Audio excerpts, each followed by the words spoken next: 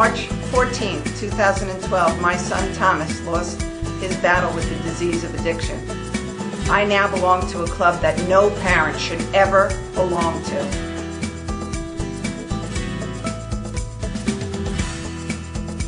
Do you know the signs? Do you know the trends that children are doing in today's world?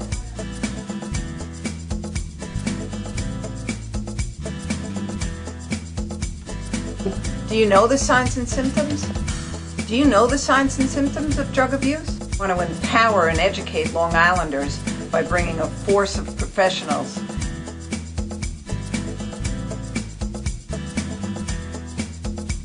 and how to prevent the disease of addiction. Long Island in Crisis. Good evening and welcome to Long Island in Crisis. This show is dedicated to educating and empowering parents and family members who have someone struggling with the disease of addiction. So this is the day after my son's 4-year anniversary. And I don't want any other families to suffer the way our family suffered, especially with the loss. But anyone that's dealing with the craziness of your loved one dealing with the disease of addiction, you know the insanity that's ensuing in your house. So we bring you some great information, and you have to get your own tools in your toolbox for the family. You need to learn how to create your own healthy boundaries. But tonight we're going to talk about a great recovery story, because there is hope, there is recovery, and my good friend here, Mark Bello, we're going to share our journey, really it is, our journey, and now what we're up to today. So Mark, where did we meet? St. Christopher's Inn, a couple years ago. Yeah. So a little backdrop for anybody, Thomas went there.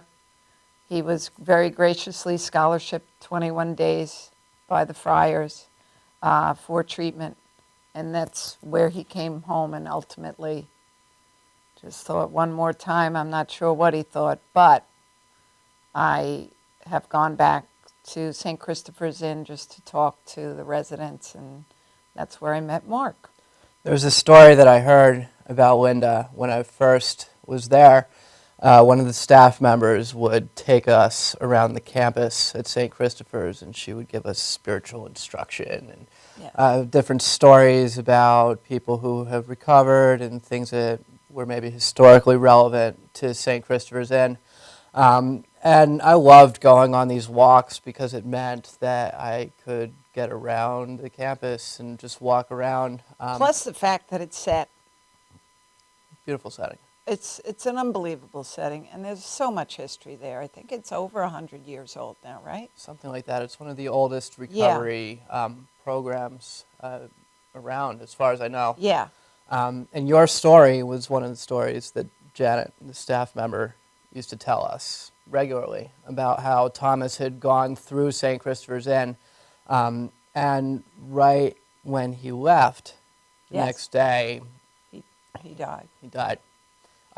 And you, several days later, came back and addressed the men at St. Christopher's, a crowd of about 175, clutching Thomas's coat. His coat.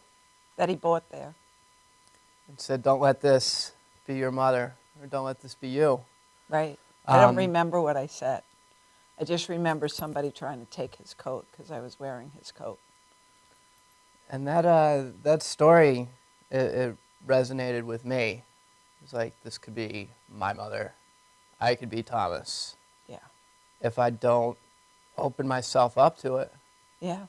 And so you came maybe a month later after I'd first heard this story, had a session with other young men who were in the program, and I sat in on it, and you had an impact on me. That's awesome. That's awesome. And that's what I always like to, it doesn't matter who I make an impact on. As long as there's one in every crowd, I've done a really great job. That's how I look at it. The amazing thing about it, too, is that we never know who we're going to impact or how. Correct. It could be the smallest gesture to somebody on the street, or it could be some grand speech, or just walking by somebody and having the right energy about you, whatever. And it can stay with someone. When I worked in the city, getting on the subway, and you see somebody, and you just see their demeanor or their body language, and you say, "Oh, you look so pretty today," or "What a nice suit." Immediately, somebody will sit up and say, "Thank you." And all of a sudden, you can change somebody's world with the simplest of things. For the positive and for the negative. Yep. So how many people in my life have I remembered in these very small moments of time where maybe I didn't know their face or I didn't know their name. I had no idea who they were. Maybe I didn't even interact with this person once, but I saw them from across the room, and for whatever reason, that context and that moment and that person stuck with me. And for me to think that that couldn't be me, or for anybody to think that that can't be them, just doesn't play out with reason. Now, so how many years in recovery do you have now, Mark? So as of today, it would be about 2.5 years. So That I came is in great. in August of 2013. Okay. And so after St. Christopher's, where did you go? After that, I went to a sober living place in Manhattan, Okay. and I was there for about 6 months before I moved to the place where I live now, which is still in the same neighborhood in Manhattan. And for that matter, is the place I've lived at longest now since my parents' house. Excellent. And so last spring, just coming up on a year, you called me to tell me, just wanted to let you know that I'm doing really well and to thank me. Never any thanks necessary. And I remember saying, "And what do you do now?" And you said web design. And it just so happens that Thomas's Hope, the foundation, needed a web designer. What a moment of synchronicity. Yes. That is. That is God at his finest. At the moments where there's an opportunity for gratitude, to just pick up on that and pick up the phone and call the numbers that I have and just say thank you. I wasn't calling you because I knew anything about Thomas's Hope or because of whatever. And strangely enough, that seems to be the way that business has come along for me as a web designer, a marketing consultant, all the stuff that I do for my clients. A lot of times that's based on just people that I know that I say hello to, say thank you to. The conversation comes up eventually of what is it that I do. When you do the right thing, the right thing comes back to you. It takes a lot of faith. It takes a lot of faith. Because I want to just kind of squeeze things out of life, right? So I need to make things happen. I need to go to enough events or do whatever for business to come through. I've found that that's a pretty effective way of tiring myself out. Yes. And spinning your wheels. Yep. Getting your head not in a healthy place oftentimes because, when you think about things and when things seemingly are not going your way for whatever the reason, and I say seemingly because there's always a plan. So just let it be and let it unfold. And, you may have to work smarter, not harder, and shake things up, but you'll figure it out. But that's the way it goes. That's not the culture that I came from, though. It's not the culture of the world. I came from a culture that tells me that I have to work hard and get great grades and go to the right colleges and be in the right crowd and do the right stuff. And eventually I realized that I wasn't being myself, even though I had managed to get all that stuff. I managed to get through high school pretty well. I went to great colleges and did all of that stuff. But meanwhile, I got deeper and deeper into just kind of a little bit of self-loathing, not really liking the person that I was becoming, because the person that I was becoming was just a more guarded version of myself. It wasn't the real me. I didn't know what the real me was. And the faith aspect of that is to be able to go through life and let things take me where they will with the faith that I'm going to be okay. Right. Like, I'm going to be okay. You know what? And not everything has to be worked out in one specific moment. And it's okay to be a little, but know that you're okay. Yeah. And tomorrow's another day. Yeah. So yesterday, while I was sitting in a lot of grief, tomorrow's going to come whether I want it to or not. Mm-hmm. So I might as well just take a deep breath, deal with what I got to deal with, and tomorrow will be a new day. I have a feeling that's kind of the one day at a time thing that we talk about that I totally want to ignore on basically every possible moment. Like, yeah, it's one day at a time until I have some sort of like a problem. In that case, it's like, well, I've got to plan my life out for 3 months ahead, and I got to have a 5-year plan after that. But the more that I focus on just doing what I have to do today, I get through today. Yes. I stay alive. And if I want the things that I want out of life, I have to stay alive to get them. Perfectly said. So what does your recovery look like? Very active. Okay. I'm around people all the time in recovery. There's 3 friends that I've heard that everybody should have. So there's the person who is ahead of you. It's a mentor of sorts, somebody who has... Kind of like a sponsor? Yeah. Okay. So somebody who has like what you're looking for, spiritually or whatever. I tend to find myself attracted to people who inspire me in whatever way. There's the friend who's kind of the running buddy, somebody who's along the same path, basically somebody to compare notes to. Okay. And the third person would be the one who's coming after me, who I have what they want, and I can kind of teach them based on my own lesson. Excellent. So you're active with the 12-step program? Is that how you maintain your sobriety? I go to a lot of meetings. Excellent. Yeah. Because, unfortunately, I had some people that relapsed last week. And when you work your recovery will work. And when you are plugged into all those people, that when you are feeling at your lowest, you have 3 people that you could call, right?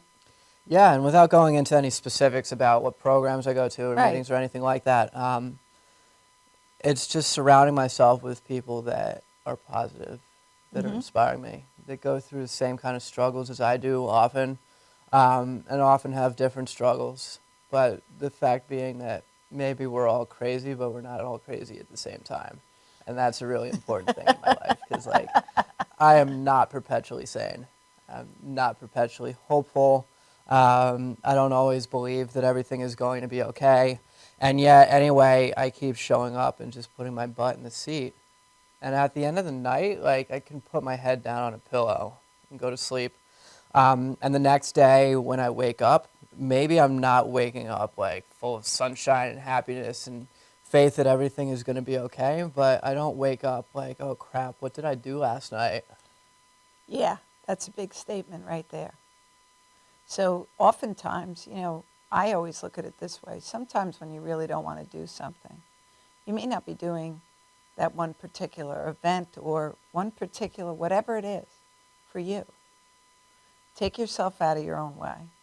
You may be showing up because someone else needs to see you, needs to hear what you have to say, or just like you and I kind of cross paths, sometimes you're meant to be someplace to receive something or to be the giver of information to someone else. So when you show up at a meeting and somebody may be waiting for you or may say, oh, he's here again? He comes every day and he has 2.5 years in recovery? Why does he do that? Maybe I should look into that. There's a lot of people in my life too who have been in recovery for many, many years, 15, 20, 30 years. Those are people that I see every day at meetings. I see them sharing every day, wherever it is that I go. Meanwhile, a lot of people tend to go out when they're in the middle range, 7 to 10 years or whatever. because they slow down, they stop putting recovery first. And They let their eventually, guard down. they let their guard down, and eventually you see them back counting days again, Yeah. if they make it back. So it's the same. That's the easiest way that I can think of it, because by the grace of God, I don't struggle with the disease of addiction. But if I work on whatever it is, and that can be X, if you work on recovery, your recovery will work. If I work on being healthy happens. You can put whatever word you want to put in there. Because when you work at something every single day and you're diligent, you will have success. And success is measured in many different ways. So certainly being alive and healthy and living a great life now is quite the, goal that you've achieved. I would consider it success just to have a life that I actually want to live. Yeah. When I was pre-recovery, I didn't want to live my life anymore, and I was kind of too chicken to end it. But like I got to a place where You hate it. I just hated being alive. Yeah. It just wasn't. It wasn't providing any satisfaction. Wasn't fun. And meanwhile, just things deteriorated to the point where I had no relationships that mattered to me anymore. The ones that did matter to me were cutting me off. And eventually, any source of enabling or whatever dried up for me. Mm-hmm. And I was left in a place where it was just me. And that solitude is just incredibly painful. Yes. And When you don't like you, that is Yeah. incredibly painful. Yeah, a little bit different now after a couple of years of like actually doing the right thing, like consistently. Doing the work. Yeah. I've heard it said that self-esteem is the product of esteemable actions. Well, So- I like that. Yeah. It's not so much what I can talk about with like a therapist or a mentor or sponsor or anything like that, which is important. But the way that I act towards other people when no one's looking is what really makes the difference, because at the end of the day, I can go to the right schools. I can get sober. I can get the right job with the right titles and the right level of responsibility. And if when I go home and I'm by myself, I'm still the same horrible person, I'm not going to feel good about myself.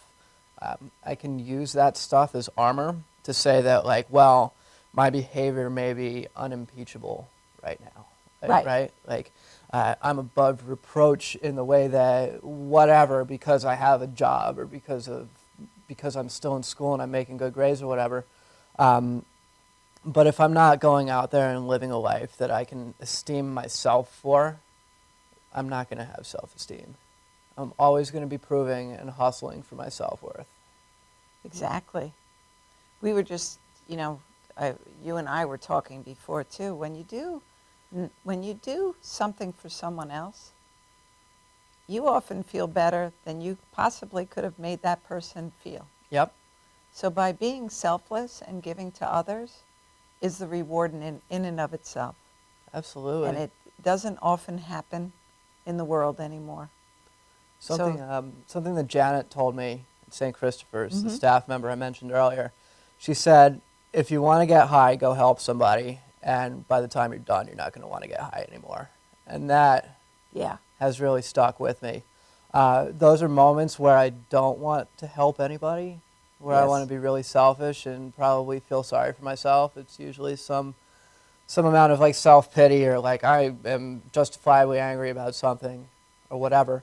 In those moments when I reach out to somebody else that I could possibly help, I get reminded that my problems are not anywhere near as important as I am likely to believe they are. Without a doubt. Without a doubt. Always. Someone always has it worse off than you. And as horrific as it is losing Thomas, it was maybe 8 weeks later and I was at a work event and a woman came up to me that I did not know. So you talk about God winks. And she said, I don't know why I'm going to tell you this, but my 4-year-old son died in a sleigh riding accident on Christmas Eve. And I said, well, I know why, So rightfully so. Could I feel sorry for myself losing my son? Absolutely. But I was reminded of the 21 years that I did get to share with him. And why was a baby at 4 years old robbed? Why was the whole family robbed? So it puts everything in perspective. So whenever you think you have it worse, someone always has it worse than you. So cut yourself a little slack, I guess what it is. Because you can always find the positive way of looking at anything if you so train yourself to think that way. And it's not easy to do, but it's doable.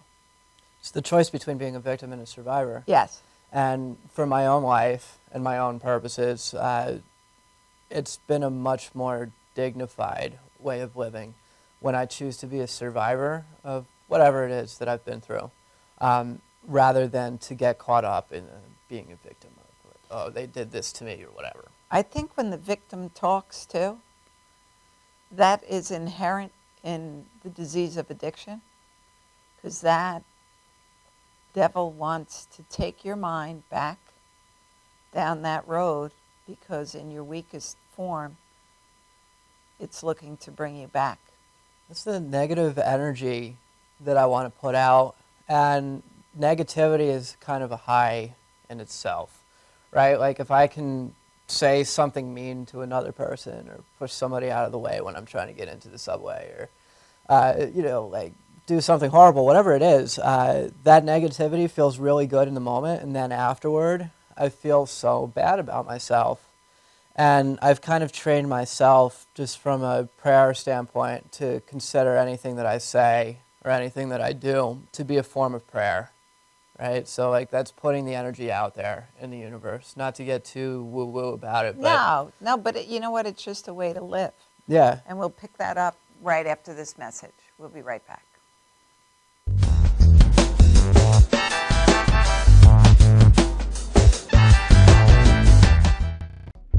Welcome to Formula Auto Wash, where every day is a great day for a car wash. Open 7 days a week from 8 a.m. till 5:30 p.m. Sundays 8 a.m. till 4 p.m. Detailing packages for every budget, starting out at $29.99. 100% hand wash and detail centre. Hogshair and microfiber brushes and mitts. Proudly used in Ecolab Blue Coral soaps and waxes. Formula Auto Wash has served the community for over 30 years. Senior discounts all day, every day. Ladies' Day Wednesday, $3 off any wash. Early bird discount Monday through Thursday till 9:30 a.m.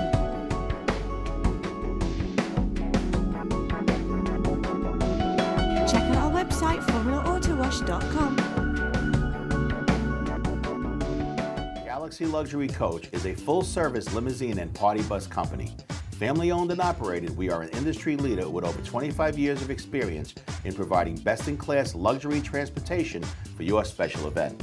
Whether it's your precious wedding day, an all-day wine tour out east, your high school prom, that special birthday, or just an amazing night on the town, our professional chauffeurs stand ready to ensure your special event is truly special. Galaxy Luxury Coach has one of the largest and modern party bus fleets in the New York area. Our party buses are simply nightclubs on wheels.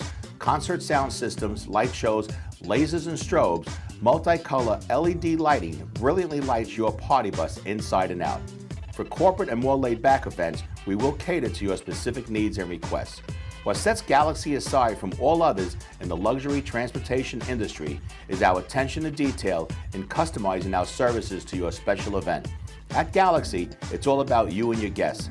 Galaxy customers return time and time again because they know they can trust Galaxy to help deliver those lifetime memorable moments. Step aboard and let your Galaxy experience begin.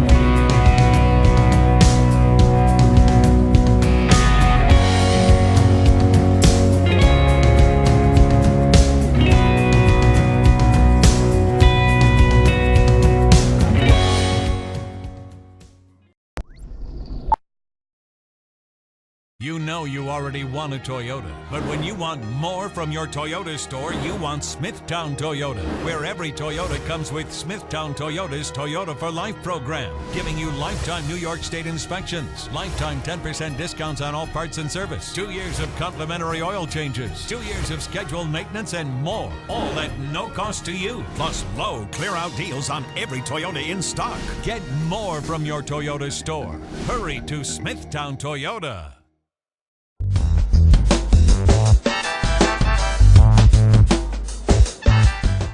Welcome back to Long Island in Crisis. And so, Mark, that's, a couple of things that you just said. Really live by the golden rule. Do unto others as you would have done to yourself. But interesting that you came from St. Christopher's and you went right to sober living. So was an option of going home to your parents' home or your other environment where you grew up, was that ever on the table for you to do? By the time I was at St. Christopher's, that option was entirely off the table. And that was almost more my decision than anyone else's. I had taken a stab at it once before, 3 weeks in an inpatient setting, and thought I was cured. And I went back to the same city that I was living in. And I wasn't ready for it. I mean, 3 weeks was barely enough time to have any fog lift off of me. Oh, absolutely, without a doubt. And then going back into that, the only thing that I knew were my coping mechanisms that I already had. Right. So I knew who to call. I knew where to drive. And for that matter, I had muscle memory that when I got behind the wheel of a car, I knew where I was going already. It wasn't even a choice. Okay. It took 6 months of what I would call more research, right, before I realized that the nature of this illness is progressive. Yes. Pick up where I left off, and then I end up in a worse place than where I left off. And that was the case with St. Christopher's, and I went to a 28-day program even before St. Christopher's. Okay. I had this moment when they were driving me down from Albany to St. Christopher's. And I was driving on a lot of the same roads that I used to drive on in my using days. And even after 28 days, it was like if I had been behind the wheel, I'd be toast. Okay. So you would have stopped at all your old haunts and picked up right where you left off. It was just, it would have been unavoidable. It was the only thing that I knew. Crazy. That's So you opted to go create Mark. Yeah. Sober Mark, in a whole new, and I would say people listening right now would say, New York City. I mean, you could find anything and everything that you could ever imagine needing or wanting. Sure. In New York City. But that goes both ways. If you're thinking evil or thinking of no good, you will find that. Supply is not a question. Right. There's supply. Well, you can be on an island and find a supply. Anywhere in the world, and if it wasn't, if it wasn't my drug of choice, it could have been something else. Absolutely. There's plenty of people who switch addictions, and for that matter, there's plenty of people who will try to change cities, but without getting sober first, and they'll just bring the same addiction to wherever they go. Right. In my case, the chance to move to New York City in the first place was what I would consider the first gift of sobriety, because I knew for me, I felt like the real me and my future lay in New York City. And I always knew I had to be either really rich or really poor to move from outside of New York. And getting really rich wasn't working out very well for me. So getting really poor, that worked well. And it got me to New York. And I got to start my life over again. And when that happened, I finally felt like I had arrived, in the true sense that I had arrived to the place where I was meant to be. And I was grateful for everything that I went through, because living in New York on a budget, drinking or using drugs is untenable. To have that kind of addiction while living in Manhattan is just, you got to have the kind of job that I was not able to get in the first place, right? Correct. So I kind of found my little back door into Manhattan. And ever since then... But I love what you said before. So when you went to your first living home Mm-hmm. after treatment, you immersed yourself in your recovery community. Yeah, I put my bags down and I went to my first meeting. So those were your new friends. Mm-hmm. You created your circle. Yeah, You absolutely. created your go-to people, and that included all the people that you need to be around. Mm-hmm. So, having the forethought or, the wherefore to know that that's what you needed. Because you had plenty of choices to make. You could have also found a lot of people that would have taken you down the wrong road, Yep. but you didn't. At that time, I really just suspended all thought and did what I was told to do. Okay. And that was really early sobriety for me. And I think in a 12-step program, take the cotton out of your ears, shove it in your mouth, and just listen. Mm-hmm. So you didn't try to reinvent recovery. You just lived recovery.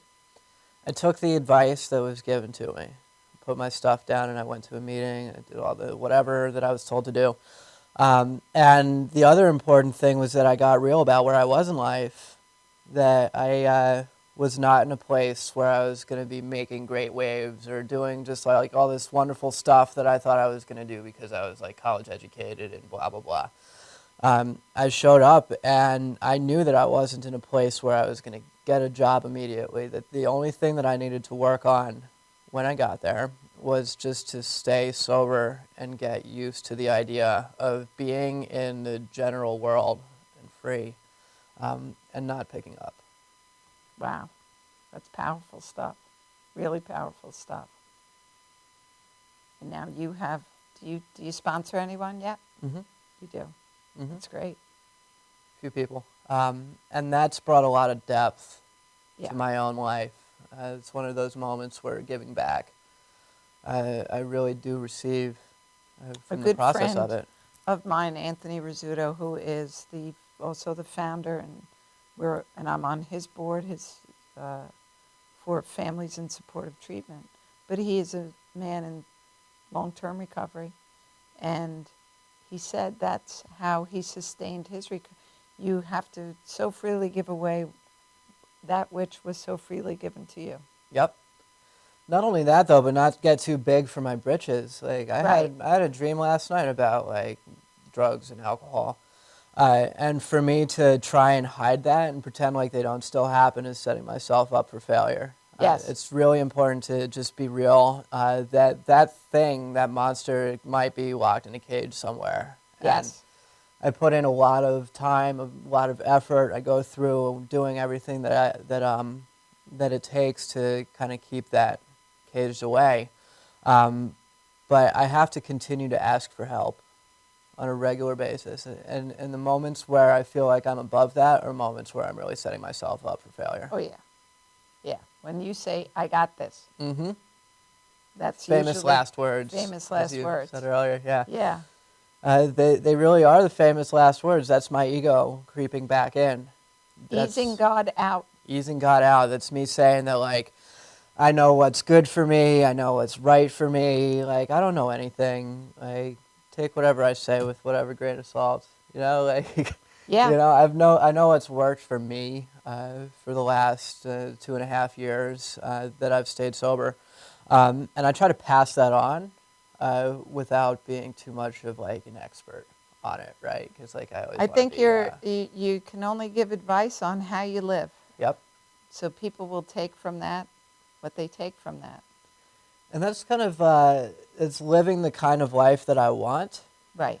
and other people find that attractive. And when that happens, they come to me and I tell them what it is that I have done. I think it's really important to be gentle about it.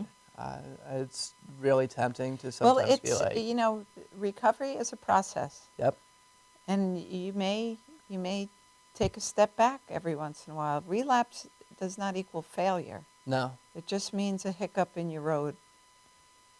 I would say You know? actually among people that I sponsor, when that happens, which it's not always an if, it happens pretty often, they don't lose what they've learned through that process. hopefully what happens is you may stumble and fall. You get up a lot quicker Yeah. when you have the tools, Yeah. and if you're going to use them. So, shame and stigma that goes along with this disease may tell you, see, you're not worthy of it. See, you fell. So what? So Yep. now let's just stay here and you have to know to say, put that back in its cage and go ask for help and Apart not from be ashamed. apart from that, I've had my own experience with it that I was discussing earlier. An interesting thing comes up from the driving range before I was here. So like I'm waiting for you for a little while, and I go to the driving range, and I haven't hit a golf ball in years. And so this is my first time, and I'm swinging away at the golf ball, and I can't hit the darn thing for the life of me. I like stink at golf. It's like, and I paid for 125 balls. By the time I was like 2/3 of the way through it, because I just kept on changing my stance and swinging at the ball, 2/3, like not even halfway through it, it's like, oh my God, I'm hitting this ball so well. Great analogy. Practice, practice. Just keep doing it. And it happens from failure too, because if I'm not failing, then I'm not changing my stance at all. You don't learn by winning all the time. You don't learn by accomplishments. It's when you make the mistake that you can change something that brings you forward to success. It's typically the accomplishments where I'm like, yeah, I got this. Like, I'm awesome. I'm like doing everything well or whatever. It's the moments where like I fail. That's like, this is what I need to improve on. This is where I might have gone wrong, and this is something that I can get better at. It's a learning experience. You can think about a little kid learning how to ride a bike. How many times do they have to fall? They're not going to fall forever. The interesting thing is, after being a little kid, though, we grow up, become teenagers, start getting into high school where things are competitive, and all of a sudden it's no longer okay to bump my knee anymore, right? It's no longer okay to fall off the bike. It's like, I got a bad grade in this class, or I didn't get into that school, or I didn't get that job, so I'm just I'm a wreck. I just don't deserve to even live anymore. I should just go eat dirt. Yeah. It's a sad commentary. It's a matter of shame, which is shame and stigma. poison. It's poison. You're absolutely right. We'll be right back after this message.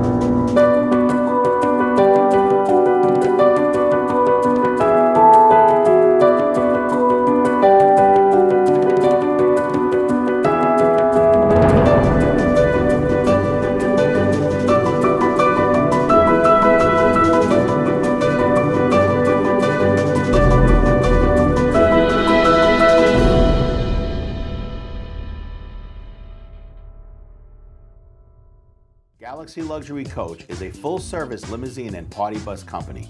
Family-owned and operated, we are an industry leader with over 25 years of experience in providing best-in-class luxury transportation for your special event. Whether it's your precious wedding day, an all-day wine tour out east, your high school prom, that special birthday, or just an amazing night on the town, our professional chauffeurs stand ready to ensure your special event is truly special. Galaxy Luxury Coach has one of the largest and modern party bus fleets in the New York area. Our party buses are simply nightclubs on wheels. Concert sound systems, light shows, lasers and strobes, multicolor LED lighting brilliantly lights your party bus inside and out. For corporate and more laid-back events, we will cater to your specific needs and requests. What sets Galaxy aside from all others in the luxury transportation industry is our attention to detail in customizing our services to your special event. At Galaxy, it's all about you and your guests. Galaxy customers return time and time again because they know they can trust Galaxy to help deliver those lifetime memorable moments. Step aboard and let your Galaxy experience begin. Welcome to Formula Auto Wash, where every day is a great day for a car wash.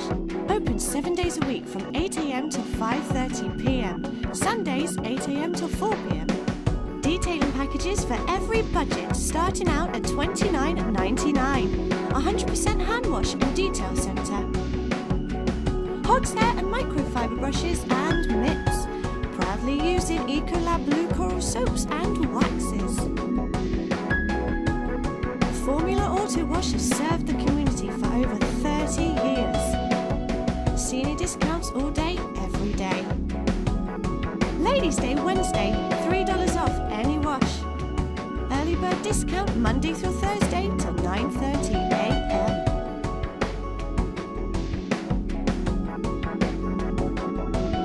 Check out our website, formulaautowash.com.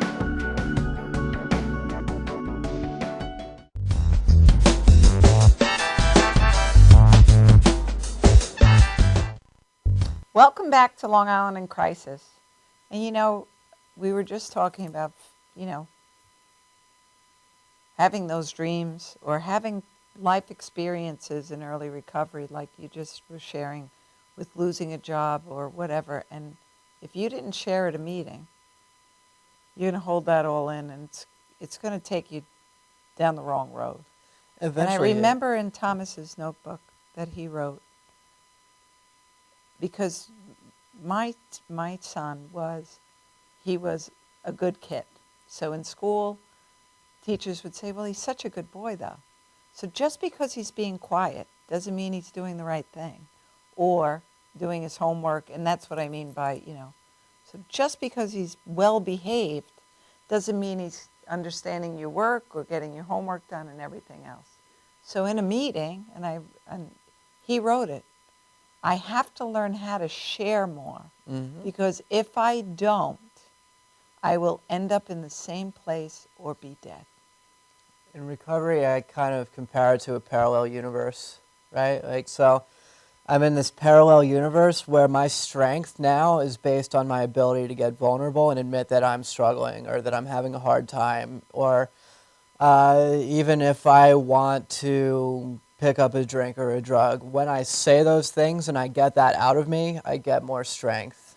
Yes. Parallel to this universe that I came from that told me, don't let anybody see you struggle. Don't let anybody see you down. Make sure that you keep up with the Joneses and that just everything on the outside looks okay. Doesn't matter what's going on, but you can go anywhere in the world and you always bring yourself with you. Absolutely.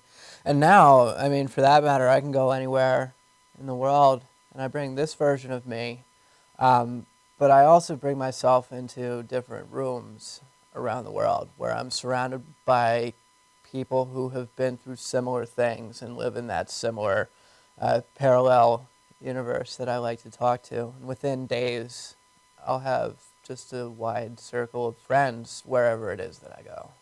Absolutely. Absolutely. And it is a disease, and it has many victims of the disease all over the world. Mm-hmm. But recovery is so possible. If it's not reinventing the wheel. Sometimes it's just shut up and do what they tell you to do because it does work. Yep. And then kind of going from the victim of this disease to being a survivor of this disease for today. Yes. It becomes a life that I actually want to live. And the idea of going back to it just no longer serves me. It's not like these insecurities and the addiction and all of that stuff just came out of nowhere, right? Like at some point in my life, it was something that was a completely rational to me solution for whatever the problem was that I was going through at that moment. And my life circumstances, thanks to being in recovery and thanks to asking for help, have just changed. And I, as a person, have changed to the extent that, for today, that old tool that I have is not the same tool as I use today. That's a great way to look at it. It's an amazing, it's not rocket science. But you have to put in your miles. You got to put in your miles on the road. Yep. And as long as you keep putting one foot in front of the other, you're allowed to stumble every now and again. Yeah. But who picks you up? Yeah. And I don't always want to be picked up. Sometimes when I stumble, I want to be down on the ground because I want to maybe make that pain go to other people by like harming myself. And that's just part of why we describe this disease as insane. Yeah. That's inside of me. And it takes effort, and it takes openness and honesty, discussion, honesty, openness, and willingness, and all that to kind of let that crazy out. Yeah. So that I can go about my day behaving like a sane and productive member of society. But you know what? When you bring those things forward, there are as many people in the room thinking the same thoughts that you have. So it always goes back to the only stupid question or the only stupid statement that's made is the one that doesn't get made. For that matter also, I mean, that kind of brings it back to the whole idea of we don't know what impact we're going to have on Absolutely. somebody else. So in the moments where I think that what I have to share is stupid or it's irrelevant or it's embarrassing or whatever, if I have the courage to share that about myself and accept that I am not less than on account of sharing it or feeling that way, who knows if I'm maybe helping somebody else from making a drastic decision. Absolutely. From hearing that somebody else, because the most powerful words are me too. Absolutely. So now what I want to talk about is the awesome website Yes. that we are creating. Actually, you do most of the creating. I just do whatever. You're the powerhouse behind the website. So thomashope.org. thomashope.org. ThomasHope.org. .org. It will have resources there. Mm-hmm. It has all the shows there. Mm-hmm. With a little bio about the guest and what was spoken about. I'll be on there. Yep. Yes, you'll be on there. But I think that it's such a great tool for parents or siblings or families that are sitting, not knowing what to do or not knowing if they have a problem, to look through and see what could I listen to in the privacy of my own home, because we know that this disease looks to shame and separate from the outside world, because we wouldn't ever want anybody to think that we have a problem. Well, now you can sit and then really be brave and look for help, because that's where recovery comes from.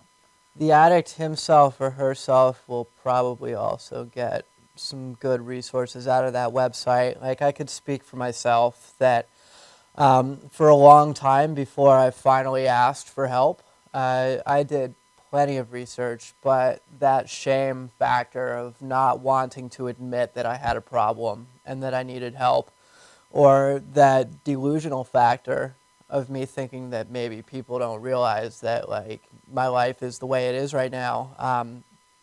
I wasn't ready to admit it, but I was definitely looking at other resources that were available, because by the end of it, and this was a while before I came into rehab, it was at least a year or two, that I wanted to get off of that hamster wheel and I couldn't.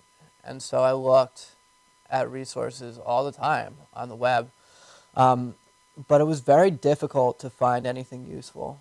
Navigate. Yeah. To navigate. So when families are really spinning out of control, it's nice to be able to connect with other families Yep. that also have similar experience that you can just share. Yep. And maybe what they did or maybe what they're feeling, you can all come away with something new to do. Yep.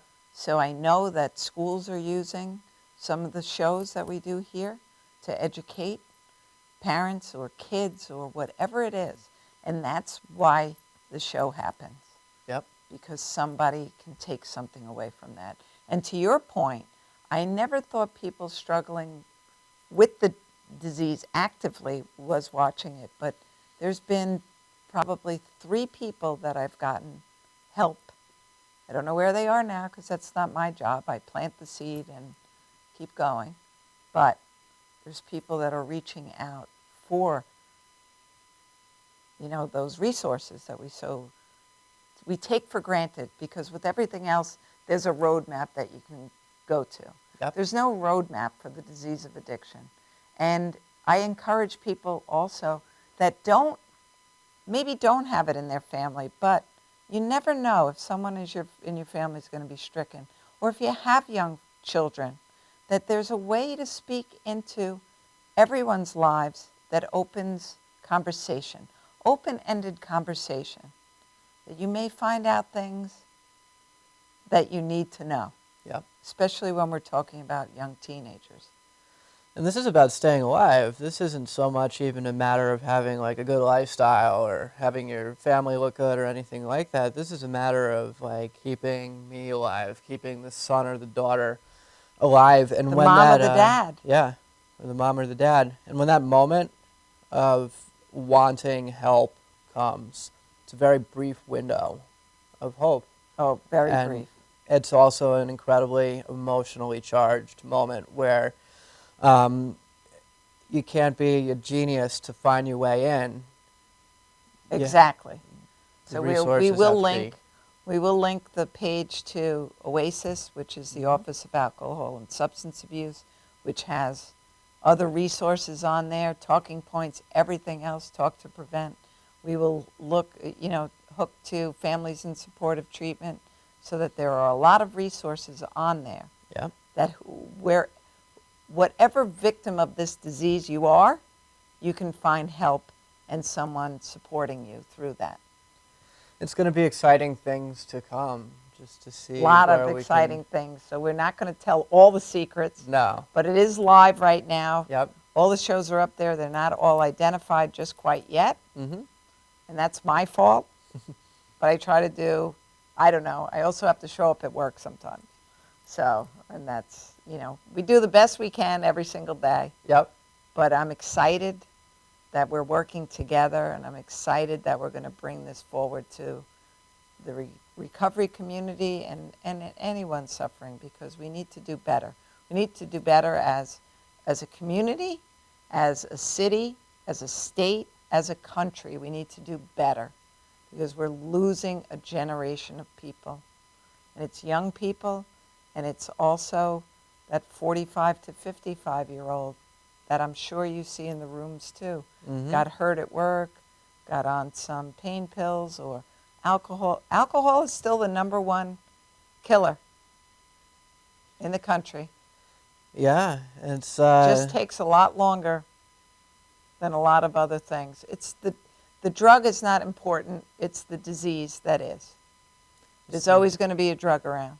it's the recovery that's important, It's the recovery that's important. because the value that people in recovery bring to the world is just incredible. So I shared with you Trouble is the Gift, which is a book written by Jim Cusick, who has, I believe, 65 years in recovery.